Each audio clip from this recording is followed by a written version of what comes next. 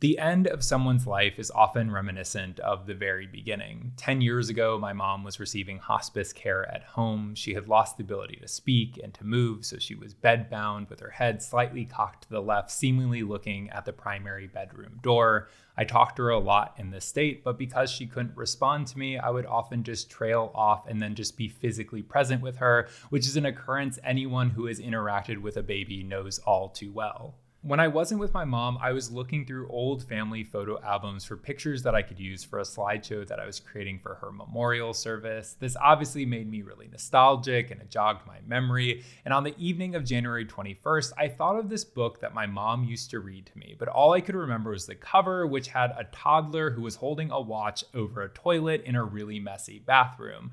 Google came to the rescue and let me know that the book was called Love You Forever by Robert Munsch. I knew my copy of the book from when I was a kid was probably somewhere in the house, but I didn't have the patience to go searching for it, so I downloaded the digital edition from the Apple bookstore because I was really compelled to read it to my mom for whatever reason.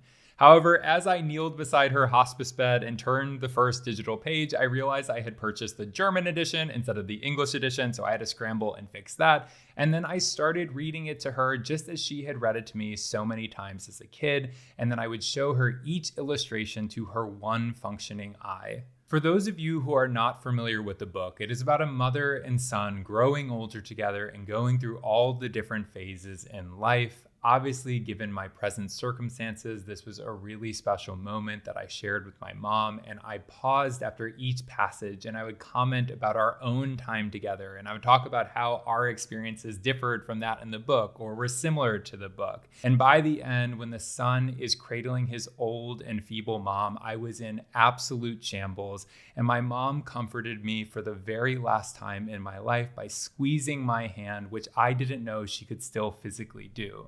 I was only able to include a portion of this in my book, Losing Linda May, a Cancer Caregiving Memoir, because I was worried about getting sued for copyright infringement if I included too many of the passages from the book. But just know I did read the entirety of it to my mom, and I am so grateful for every minute we shared together in this full circle moment.